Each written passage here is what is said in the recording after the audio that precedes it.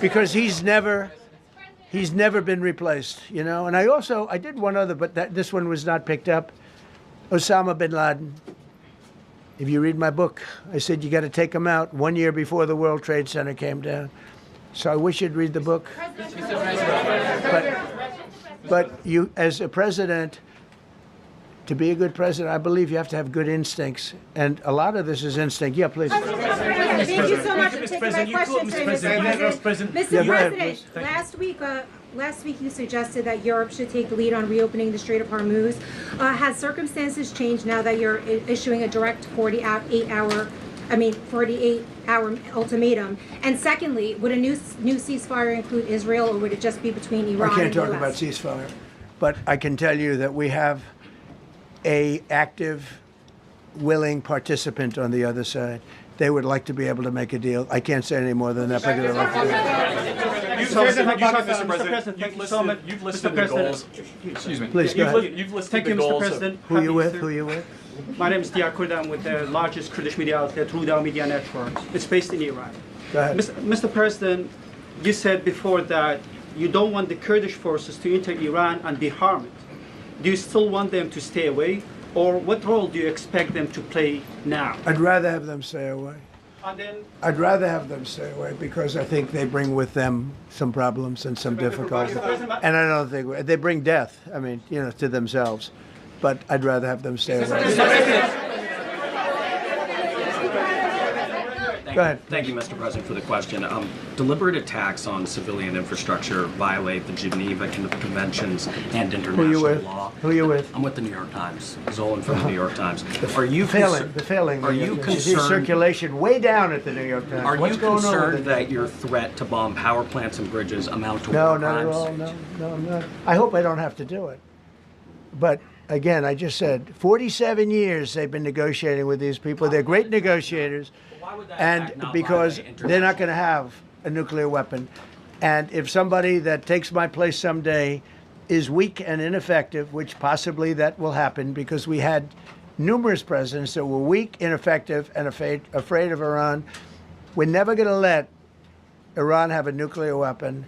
And if you think it's okay for people that are sick of mind, that are tough, smart, and sick, really sick, from a policy standpoint, from a any which way you want to say, mentally, these are disturbed people. If you think I'm going to allow them, and powerful and rich, to have a nuclear weapon, you can tell your friends at the New York Times, not going to happen. It means violating international law. Quiet. You no longer have credibility at the New York Times. Because the New York Times said, oh, Trump won't win the election, and I won in a landslide. I won every swing state. New York Times said, oh, Trump won't win the election. New York Times has no credibility. The credibility they have is it used to be all the news that's fit to print. The old gray lady, it was great, but they're running on past fumes, and you can't keep doing that. You have to be able to give the correct news. And people like you, who I know, are fake. You're fake. Go ahead, please. Your messaging on the war has moved from the war is coming to an end to war going to be bombing Iran to the Stone Ages. Right. And we've heard a range of those kind of messages. So which is it? Are you winding this down or are you escalating I can't tell you. I don't know. I can't tell you. Depends what they do. This is a critical period. They have a period of, till tomorrow at 8 o'clock. I gave them an extension. They asked for an extension of 7 days, right? I said, Steve, give them 10 days. 10 days is up actually today, so I gave them 11, I guess, indirectly. I thought it was inappropriate the day after Easter. I want to be a nice person. They have till tomorrow. Now, we'll see what happens. I can tell you they're negotiating, we think, in good faith. We're going to find out. We're getting the help of some incredible countries that want this to be ended because it affects them also. A lot of people are affected by this, but we're giving them till tomorrow, 8 o'clock Eastern time, and after that, they're going to have no bridges, they're going to have no power plants. Stone Ages, yeah, Stone Ages. CNN fake news. Are you willing to make a deal that does not include reopening the Strait of Hormuz, or is that now a top priority? I would say it's a very big priority because, see, that's one thing that's a little different than other things. We can bomb the hell out of them. We can knock them out for a loop. But to close the strait, all you need is one terrorist that somehow has a truck loaded with, because you can carry them in trucks, large trucks, a water mine, drop them in the water, and now you tell people that own ships that cost $1 billion to don't worry about the mine. You can do that even just by saying we put mines in the water. So it's not like the rest. We can knock out their military. We already have. We've knocked out their Navy. We've knocked out their Air Force completely. We've knocked out 158 ships in 3 days. We've knocked out even their mine droppers. They don't have any mine droppers anymore, but they put them on other boats, and they could drop them. I'm not even sure they have any mines there, by the way. I'm not sure. I'm personally, they say there might be 8. I don't know. I think there might be none because they're very good bullshit artists. That's why for 47 years they've been bullshitting other presidents, and they haven't done the job. And people are living in hell. You live in that country, they're living in hell. No, I think that 47 years of this stuff is long enough. They're at the weakest point they've ever been. They have no Navy, they have no Air Force, they have no anti-aircraft weaponry, they have no radar, they have no communication. In fact, the biggest problem we have in our negotiation is that they can't communicate. I said to Steve, what are they saying? Sir, they can't communicate. They have no method of communication. So we're communicating like they used to communicate 2,000 years ago with children, bringing a note back and forth. They have no communication. But all I want to see is I want to have a safe world. And you're not going to have a safe world. Israel will be gone. The Middle East will be gone. And then they're coming for Europe. And I have to tell you, I'm very disappointed in NATO. Very. I think that NATO, I think it's a mark on NATO that will never disappear. Never disappear in my mind. You know, they're coming to see me on Wednesday. They're going to say, oh, we'll do this, we'll do that. Now they all of a sudden want to send things, you know. But they said it loud and clear at the beginning when I spoke to UK of all. I would have said they would have been the first because they're the oldest. And I say, yeah, I'd love to have a little help. He said, no, sir, we'd rather wait till you win. I said, I don't need help after we win. They have 2 old broken aircraft carriers, barely work. I said, I guess we can use them. Who the hell knows? I called the general. He didn't even want them. He said, we don't really need them. We got the SS Abraham Lincoln, sir. We don't need them. You know, we have, in terms of technology, we had one day 101 missiles going at 2,700 miles an hour, aimed at the Abraham Lincoln. 101 missiles. Out of 101 missiles, 101 missiles were shot down. Unbelievable technology. 10 years ago, 5 years ago, I don't know if that would have been possible, but 10 years ago, that wouldn't have been possible.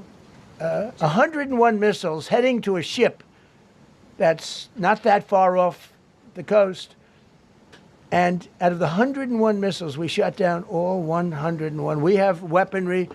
The Patriots are unbelievable. We have weaponry that's unbelievable, yeah. Just to clarify. Go ahead, please. Yes. Thank you, Mr. President. You said earlier today during the egg roll that you would like to take Iran's oil, but Americans want U.S. forces home. Correct. What's that trade-off? If I had my choice, yeah, because I'm a businessman first.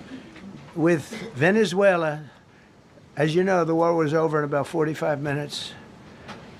And we have great people running Venezuela, very good people. I mean, the relationship is good. And we are a partner with Venezuela. And we've taken hundreds of millions of barrels, hundreds of millions. Over 100 million barrels already is in Houston, refined and out. And paid for that war many, many times over, many times over. You know, the old days, to the victim. Okay, you know that. To the winner belong the spoils, go the spoils. And I've said, why don't we use it? To the victor go the spoils. And we don't have that. We haven't had that in this country probably in 100 years, because even the Second World War, you look at the Second World War, We didn't have it with the Second World. We helped rebuild all those countries. We rebuilt Germany. How about Germany telling us that, well, it's not their war. We had nothing to do with it. They wanted me to go and tell them everything I was doing.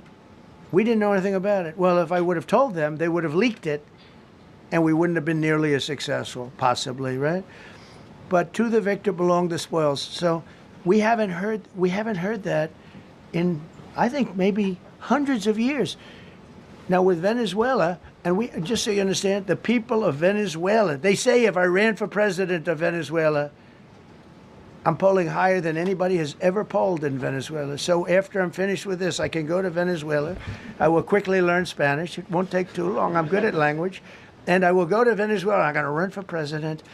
But we're very happy with the president-elect that we have right now, the people that are running it. If you remember Bush with Iraq, they fired the generals, they fired the police, they fired the people that worked in their equivalent of the White House. They fired everybody. And you know what they had? They had a mess. And you know what happened? ISIS formed. Those generals and those soldiers got together. The police got together. They all got together. They formed ISIS. Not going to happen with us. So Venezuela has been an incredible situation. We went in. We were very successful. Military power like nobody's ever seen. The general, Venezuelan general, said, I was on that site. I said, I've never seen ferocity like that. I've been doing this for 40 years. He said, I've never seen it. They hit us from 17 different, they were all set. They saw that big, beautiful aircraft carrier, the Ford in that case, and planes were pouring off it at 1 o'clock in the morning. So typically when you see that late at night, you know, you could be in trouble, right? And we were all ready. They had their equipment. It was Russian. And they had Chinese equipment. It was all set. They were going to give us a fight. He said, and then they came, and they came at speeds like we've never seen. And they came at 17 different angles. The general and his people, that was a lot of angles. They hit him from every angle. He said, we knew it was over in 3 minutes. We were waiting for them. Their equipment didn't work. And there's a reason it didn't work. Someday we'll explain that to people. They pressed the button, nothing happened. They pressed it again and again, nothing happened. And he said, we knew this whole thing was over in 3 minutes. We've never seen any, he used the word ferocity. The ferocity of these planes from 17 different angles, and it was over. They went inside. And remember, that was on a military base with thousands of soldiers. And those soldiers looked and they said, get the hell out of here. Thousands. We didn't have thousands. We had like 200 people. So we have a great military. And I'll tell you what, somehow this rescue captured the world's attention, more so than normally. You're talking about 2 people. But this rescue captured the world's attention.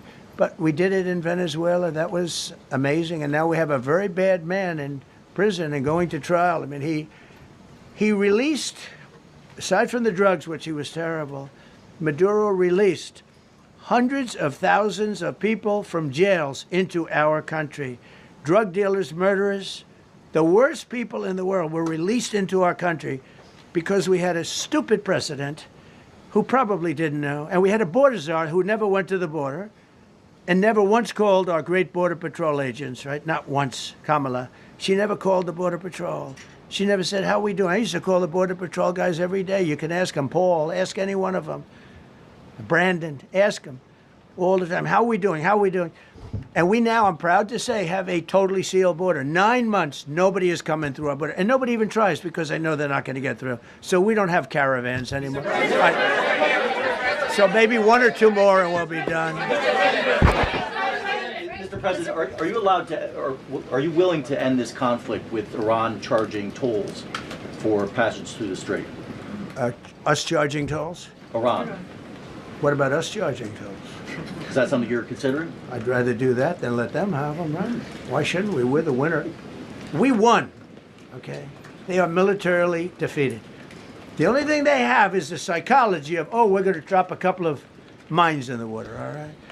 No, we have a concept where we'll charge tolls, okay? I thought you meant us.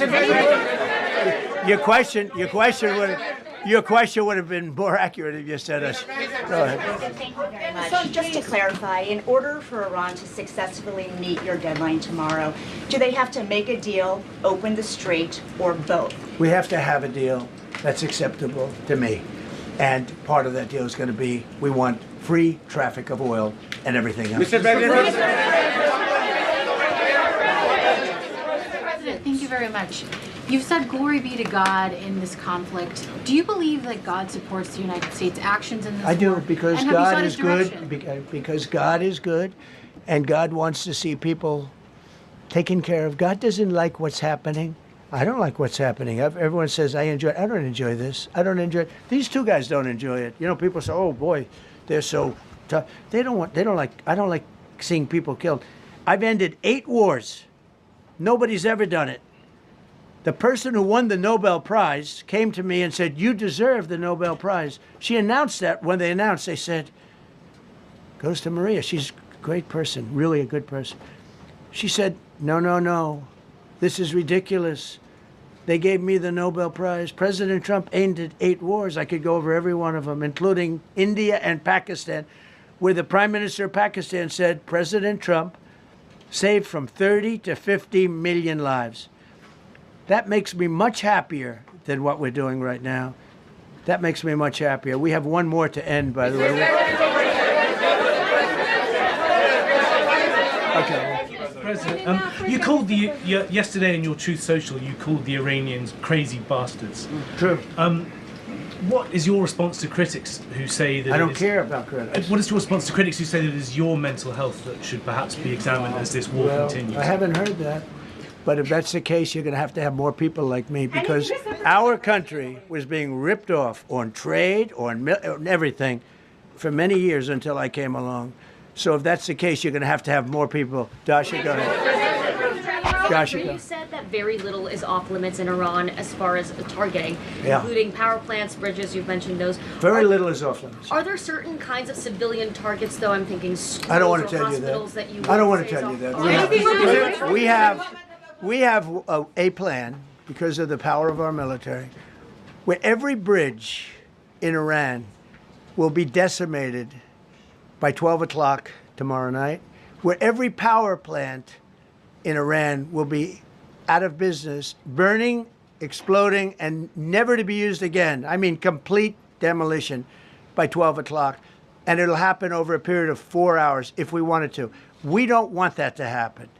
If I ever do this again, that's going to be the head of my Joint Chiefs of Staff. And we worked it that way, didn't we? It's amazing. He took out ISIS.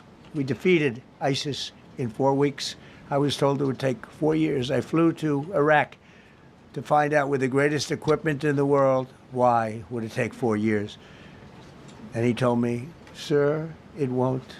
It'll take 4 weeks and you'll have time left over." And that's exactly what happened. So he's great. And Pete, all I can say is that he was treated very unfairly. And now those same people that treated him unfairly, that fought against him, they called me up saying, "What a great choice he was." They said, "Well, what happened during his nomination? What happened to you?" I'm telling you, people that were not for him, senators, friends of mine, "Sir, I don't think you're doing the right thing." Now they're calling me up. What a choice. These two guys are fantastic. And John Ratcliffe was incredible. It was actually their genius that called us from, he was 40 miles away. And he said, "You know, we're seeing something moving up in the mountain." This is at night. And they kept the camera on him for 45 minutes. It wasn't moving. And they said, "You know, probably wrong, but we're seeing something moving." This is a vast mountain, vast, thick, with bushes, trees. He said, "We see something moving 40 miles away." It was the head of a human being, I'm telling you. It's moving. And then all of a sudden, 45 minutes later, he moved a lot. He stood up. And they said, "We have him." And that was really the beginning of something incredible. We had an idea where he was, but not specifically. That's a big mountain. So I want to thank the CIA, too. I don't think they get enough credit for the great job they've done. Yes, please. Thank you very much, Mr. President, for this great opportunity. country it has super army. You make a difference, Mr. President. Thank you for your greatest leadership. Thank you. I have two quick questions, Mr. President. What was your reaction when you learned that Kurdistan region had resumed exporting oil to the international market with your support as United States of America? Well, I expected that. We've gotten along with the Kurds for a long time, so I expected that. Another question, what would be your reaction if the Iranian people rise up against their regime during a ceasefire, Mr. President? Well, they should do it, but again, the consequences are great. I mean, they were told if you protest, you will be shot immediately. You saw what happened to the young wrestler. He was a great champion, by the way. He was a great wrestler, one of the top in the world. And he and his two friends were hung. And all they did was say a little bit about liberty. They wanted liberty, and they were violently executed. But the number is up to probably 45,000 people were killed. So, you know, when somebody stays in a house, when they know if they walk out of the house to protest, they'll be immediately shot and killed. And they issued that, you know, that was publicly issued. It's not a secret. That's why so many people say, oh, well, why are you doing this way? We can't let Iran have a nuclear weapon. You know, we got regime change. We do. We're dealing with a much different regime than before. We're dealing with different people. They're smarter. I think they're sharper and far less radical. We have regime change, but we didn't do this for regime change. We did it for the fact, and my view was very simple. I saw somebody said, oh, he doesn't have a plan. I have the best plan of all, but I'm not going to tell you what my plan is. You know, they want me to say, here's my plan. We're going to attack at 9:47 in the morning, and then we're going to do this, and then we're going to... And if you don't do that, they say, I have a plan. These people know what the plan is. Everybody here knows what the plan is. But it's very unfair to say, we don't, because I don't mind being insulted. I've been insulted for many years by the fake news, but you can't.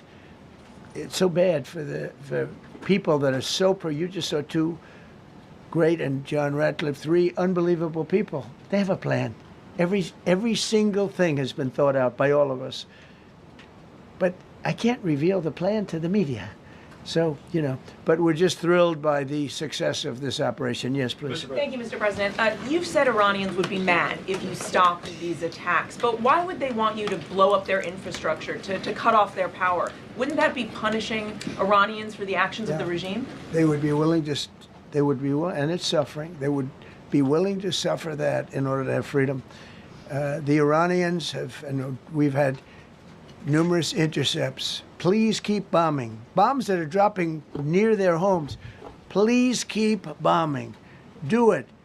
And these are people that are living where the bombs are exploding. And when we leave and we're not hitting those areas, they're saying, please come back, come back, come back.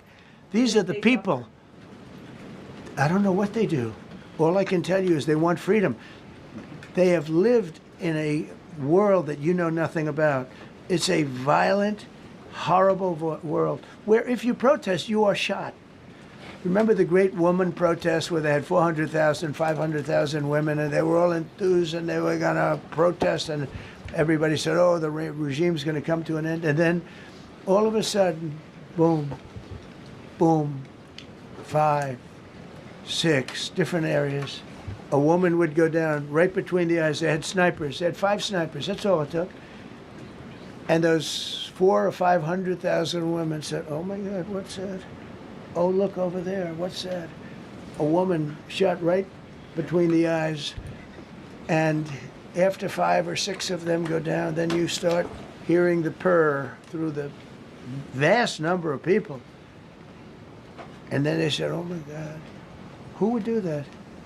And they're incredible people, but they've lived so horribly. They've lived so horribly. You know, Iran was a great country if you go back 25 years ago or so.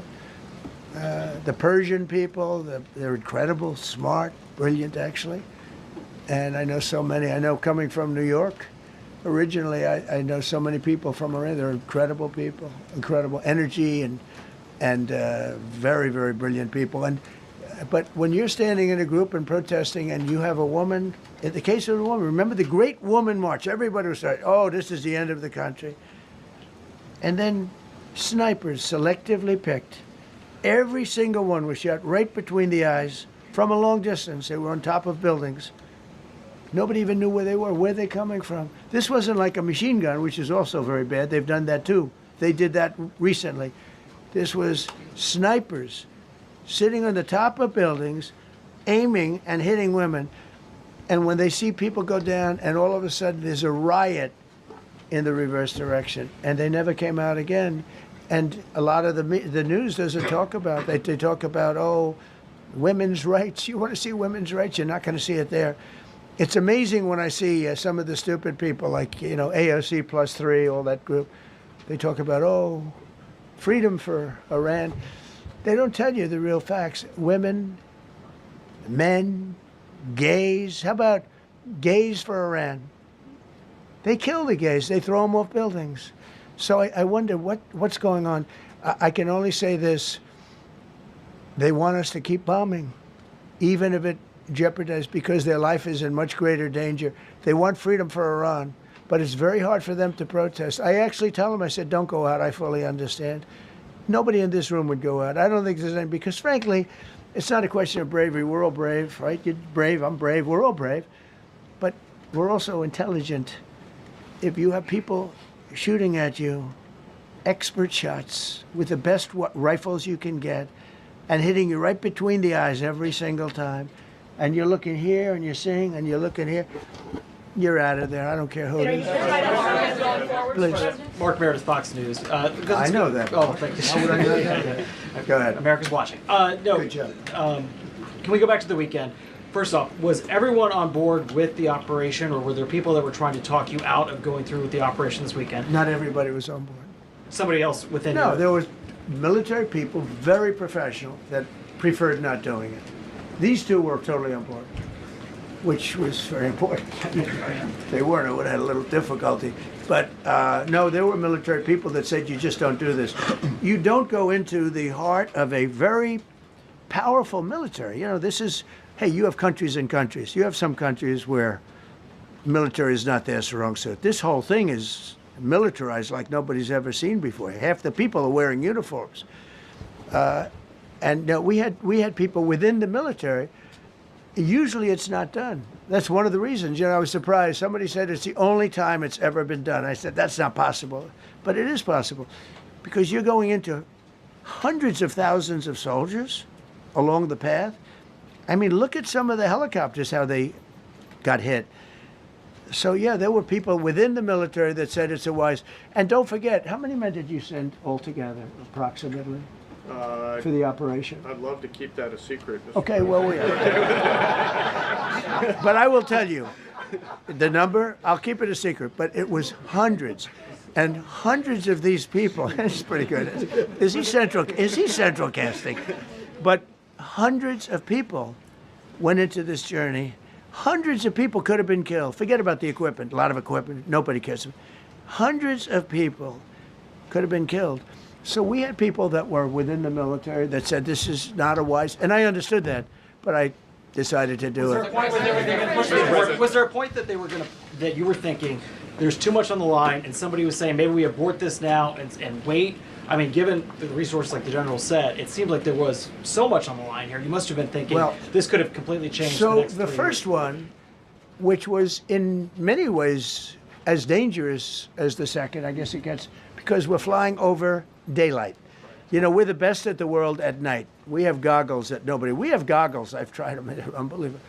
I see better with the goggles at night than I see without them during daylight. I mean, daylight today, we have a beautiful day. You see just as well with goggles. In many ways, it's enhanced. So we have the best in the world. So it's much safer for us to do it at night, whereas other people, no other country has that capability. They don't have that particular piece of equipment like we do. But when I was told flying and in daylight, I think we flew 7 hours over Iran, and that's a long time, over unbelievably hostile territory, where they have nothing but weapons. We took out their anti-aircraft, which is great.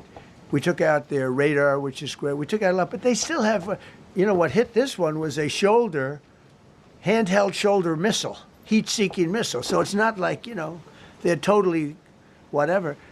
But and they had probably a little luck, because you got to get lucky. But they shot it, and it got sucked in right by the engine. But these guys were out of there. They were great. Their timing was great. But no, I was told that this is a very dangerous mission. I understand. They didn't say it's a foolish mission. They said, you know, we're going to be sacrificing hundreds of people do this. This is, I mean, you have tankers that are flying over this area so that because the flight was so long, they had to refuel. It's a very dangerous mission. I just felt it was worth it. If you would have told me that we would have been successful, gotten both, and nobody was even essentially injured, I would have said that would be impossible. Yeah, please. Mr. President, thank you very much. Thank you, sir. Well, I'll come back to you. Okay, thank you. Given that you are now dealing, you say, with a more reasonable, less extreme leadership in Iran, what does that mean for the protesters, for the human rights movement in that country after this conflict? Well, I What's think your positive. expectation? Yeah, if they assume control, if we do something and they assume control, I think it's very positive, a big step. I don't think you'd see the radicalization that you have seen in the last. Look what happened. I mean, women are being executed because they're not properly clothed, they say. They're not properly clothed, and they execute the women. They shoot them right on the street. No, you have a much different group of people. Now, I'm not saying we are dealing with them. Essentially, they have till 8 o'clock tomorrow night, Eastern time. But we are dealing with them. I think it's going well.